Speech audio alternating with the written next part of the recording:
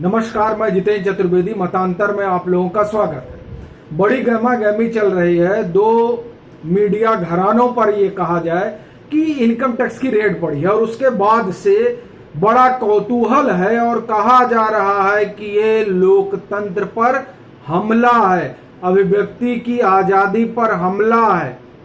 चलिए, ठीक बात है, स्वाभाविक है। हम पत्रकारों से अगर सवाल पूछा जाएगा तो हम ये कहेंगे कि ये हमला है। और दो समूह जिन पर आईडी की रेड पड़ी उसके बारे में बता रहा है कि साहब हम तो खबर करते हैं, इसलिए हमारा विक्टिमाइजेशन हो रहा है, हमको विक्टिम बनाया जा रहा है। या आप कहिए कि ये वेदांता रेड है, जैसे वेदांता पॉलिटिक्स है उसी तरह से ये रेड है। हम चूंकि सरकार के खिलाफ खबर करते हैं, इस वजह से हमारे ऊपर छापेमारी हुई है। अब ये कहा जा रहा है और गाया और रोया जा रहा है। खैर, ये नई बात नहीं है। अगर आपको याद हो तो जब प्रणव राय के प्रीमाइसिस में सीबीआई ने छापेमारी की थी, तब भी यही आरोप लगाया गया था और कहा गया था कि अभिव्यक्ति की आजादी और मीडिया की स्वतंत्रता खतरे में है।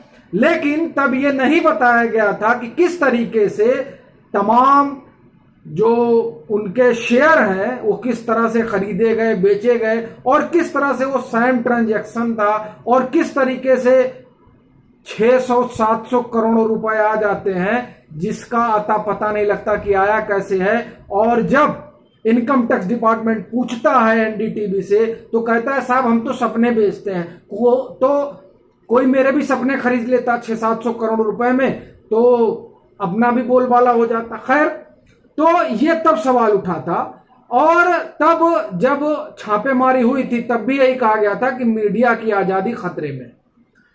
फिर दैनिक भास्कर और भारत समाचार उत्तर प्रदेश का स्थानीय चैनल है, देखा जाता है काफी, और दैनिक भास्कर को हम आप जान ही रहे हैं। अब कहा जा रहा है कि साहब हमने कोरोना पर जो रिपोर्टिंग की थी इसकी वजह से सरकार नाराज है और सरकार ने छापेमारी की। मैं उस छापेमारी पर नहीं जाऊंगा, मैं 2018 के कोबरा पोस्ट के उस स्टिंग पर जाऊंगा जिस स्टिंग ऑपरेशन में दोनों समूह फंसे थे। उस स्टिंग ऑपरेशन पर 26 मार्च 2018 को वायर ने खबर की थी, अरफा खानम ने खबर की थी, जिन्होंने आज फिर एक खबर की या एक एनालिसिस पीस किया। सब लोगों को बैठा करके देखिए किस तरीके से भारत समाचार और दैनिक भास्कर समूह पर हमला हुआ है सरकार का। वही अरफा खानम 26 मार्च 2018 को खबर करती है और कहती है कि कोबरा पोस्ट ने एक स्टिंग किया है और उस स्टिंग से उस बिकाऊ मीडिया का चेहरा सामने आ गया है जो पैसे के लिए किसी का भी अभियान चलाने को तैयार है। काला धन लेकर वो सौदा हो रहा है, इस तरह से कोबरा पोस्ट ने दावा किया है, ऐसा अरफा खानम ने कहा था। आज अरफा खानम उन्हीं बिकाऊ मीडिया की वकालत कर रही थी जिसको उन्होंने खुद कहा था कि बिकाऊ मीडिया।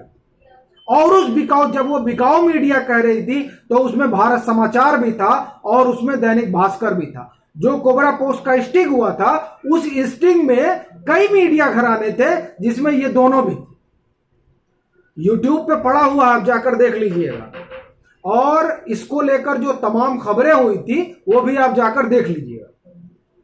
तब बड़ी दिलचस्प बात है, तब ये बिकाऊ मीडिया था और तब इस मीडिया ने ये कहा था कि हम हिंदुत्व का एजेंडा चलाएंगे अगर आप हमको पैसा देंगे। ये सब ऑन रिकॉर्ड स्टिंग ऑपरेशन में ऑन कैमरा ही सब कुछ होता है, अभी परिचित है। तो पैसा दिया जाएगा, हिंदुत्व का एजेंडा चलाना है, इनको पप्पू कहना है, उनको कुछ कहना है और उनको बुआ कहना है, उनको बबुआ कहना है। ये सारी स्क्रिप्ट तैयार की गई दफ्तर में बैठ के, वो चाहे भारत समाचार का दफ्तर रहा हो और चाहे दैनिक भास्कर समूह का दफ्तर रहा हो। दैनिक भास्कर समूह तो दिल्ली हाईकोर्ट भी गया था कि ये जो स्टिंग है वो रिलीज ना हो। हालांकि दिल्ली हाईकोर्ट ने ऑर्डर दिया था कि ये स्टिंग रिलीज होना चाहिए। सब पब्लिक डोमेन पे मौजूद है, कुछ भी बचा छुपा नहीं है। उस स्टिंग पर जो अरफा खानम ने स्टोरी की थी वो कहती है कि सांप्रदायिकता को पैसे लेकर दिखाने की या बढ़ाने की कवायद इस बिकाऊ मीडिया ने की है। आप वो पूरा उनका 26 मार्च, अगर हम ठीक ठीक याद है, 2018, चैनल कौन, एक इलेक्ट्रॉनिक मीडिया का और दूसरा प्रिंट मीडिया का, जिसके ऊपर आज छापेमारी हुई है, ये दोनों उस स्टिंग ऑपरेशन में थे, ये कहते हुए कि साहब हमने तो 15-20 साल से सरकारें देखी हैं, अर्थव्यवस्था खराब हो गई है, सब कुछ चरमरा गया है, अब हम समविचारी लोगों को ही आना पड़ेगा।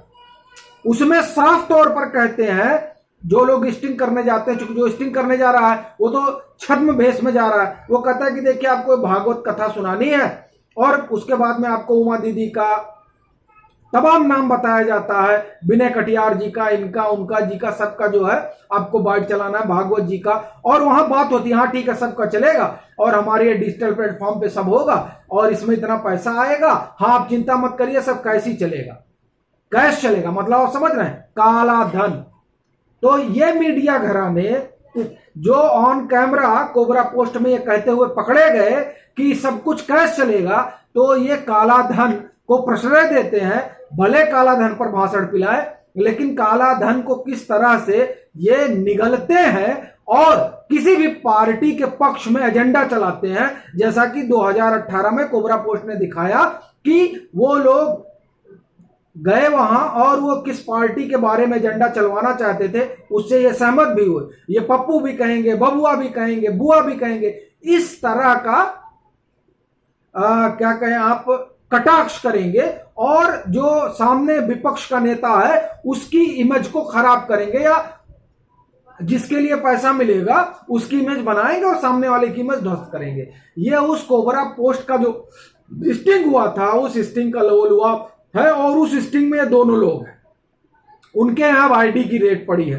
कहा जा रहा है कि साहब हमको पीड़ित किया जा रहा है, मालूम नहीं हमको पीड़ित किया जा रहा है या नहीं किया जा रहा है, लेकिन ये जो कोबरा पोस्ट का स्टिंग ऑपरेशन हुआ था उसमें तमाम मीडिया घराने थे, उसमें ये दो लोग भी थे जो पैसा लेकर एजेंडा चलाने के लिए तैयार थे, वो उसमें पूरा है। खैर अब आप उस पर तय करिए कि दरअसल ये आईटी रेट क्या थी, और जो ये लोग कह रहे हैं कि हमने कोरोना पर खबर दिखाई इसलिए ऐसा हुआ, ये दर्शकों को तय करना है। मैं आपसे यही कहूंगा कि अगर आपको ये ठीक लगता है तो इसे शेयर करिए और ज्यादा से ज्यादा लोगों तक पहुंचाइए, ताकि ये जो विक्टिम वाला कार्ड है ये लोग ना खेलें। प्रणव राय के यहां जब एनडीटीवी पर पड़ा था तो भी विक्टिम कार्ड खेला गया, दैनिक भास्कर भी विक्टिम कार्ड खेल रहा है, भारत समाचार भी विक्टिम कार्ड खेल रहा है। जब पता नहीं कितना सही है कितना गलत, मैं ये नहीं जानता, लेकिन कोबरा पोस्ट का स्टिंग ये बताता है कि दूध का धूला तो कोई नहीं। बाकी राम जाने, चलते हैं, फिर मिलेंगे एक नए मुद्दे के साथ, तब तक के लिए राम राम।